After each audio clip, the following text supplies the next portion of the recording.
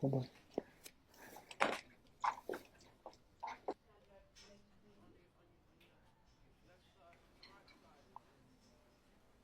Software engineer हो क्या?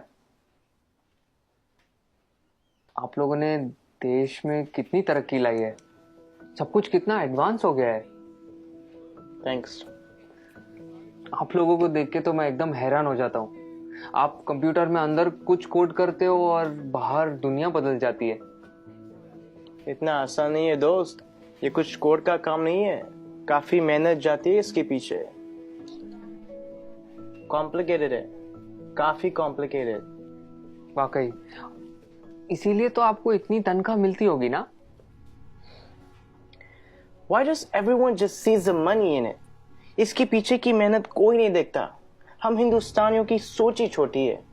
Just because मैं पूरा दिन एसी ऑफिस में होता हूँ और ऑब्वियसली मुझे पसीना तो आता ही नहीं होगा, राइट? आप लोगों को ताकत यूज करनी होती है, हमें दिमाग लगाना होता है। ये बाल सफेद ऐसे ही नहीं होते। Let me give you an example. वो ECG मशीन देखो, सब कुछ कंप्यूटराइज्ड है। आपके बॉडी में क्या क्या चल रहा है सब कंप्यूटर से निकाल सकते हैं। प्लेन की, ट्रेन की, लाखों रिजर्वेशन ऑनलाइन होती है। बैंक के ट्रांजैक्शन सब एक सिंगल डेटाबेस में। Data integrity, locking, data security. कुछ आइडिया ये सब डिजाइन करना कितना कॉम्प्लिकेटेड है? और आप कह रहे कि कोडिंग करना आसान है। आप ये सब कोड करना जानते हो? पहले करता था, अब मैं प्रोजेक्ट मैनेजर हूँ, मेरी टीम सब करती है। ओह, तो अब काम आसान हो गया होगा। इस फील्ड में कुछ आसान नहीं है, जितना ऊपर जाओ उतनी ही रिस्पॉन्सिबिलिटी बढ़ती है, काम बढ़ता है, स्ट्रेस बढ़ता है।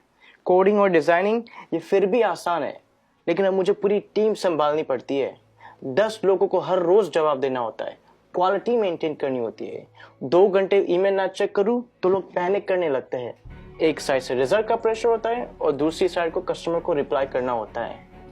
रिक्वायरमेंट्स बदलती रहती है और यूजर्स को कुछ और चाहिए होता है, और आपका बॉस कभी सेटिस्फाइड नहीं रहता। दोस्त, शायद तुम्हें पता नहीं है टेंशन और प्रेशर साथ में हैंडल करना कैसे होता है। मुझे पता है सर, टेंशन और प्रेशर दोनों साथ में हैंडल किया है। 6 साल पहले की बात है। हम लगभग 30 लोग रात के 3 बजे पॉइंट 4875 को कैप्चर करने के लिए बढ़ रहे थे। दुश्मन ऊपर से फायरिंग कर रहा था। अगली गोली किसके नाम पे लिखी थी पता नहीं था। उजाले से पहले हमें वहां पहुंचना था। वक्त काफी कम था हमारे पास। होश तो तब आया जब अगले दिन हम चोटी पर तिरंगा लहरा रहे थे, और तब हम बचे 30 नहीं 4 लोग थे।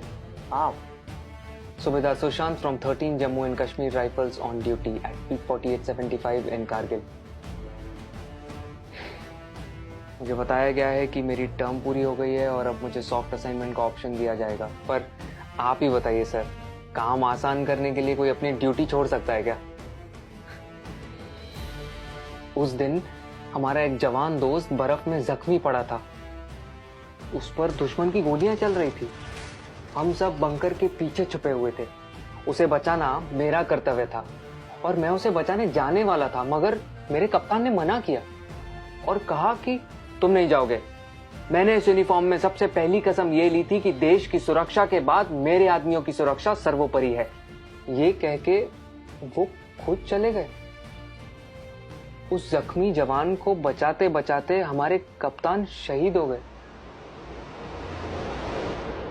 उस दिन से जब भी मैं बॉर्डर पर होता हूं, उन गोलियों की आवाज और कप्तान का आखिरी चेहरा मेरे सामने आता है। वो गोलियां शायद मेरे लिए थी।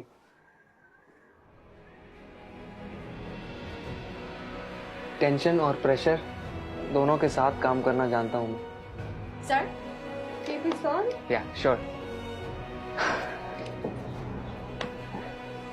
It was nice meeting you. Thank you for your service. जय हिंद। जय हिंद।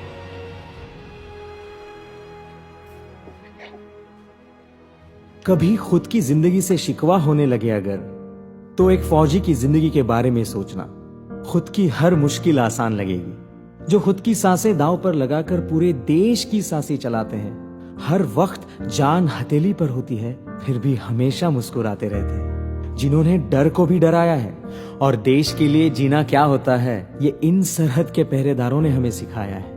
तो अगली बार जब कोई चुनौती तुमसे तुम्हारा सुख चैन छीनेगी तो एक फौजी की जिंदगी के बारे में जरूर सोचना। खुद की हर मुश्किल आसान लगेगी,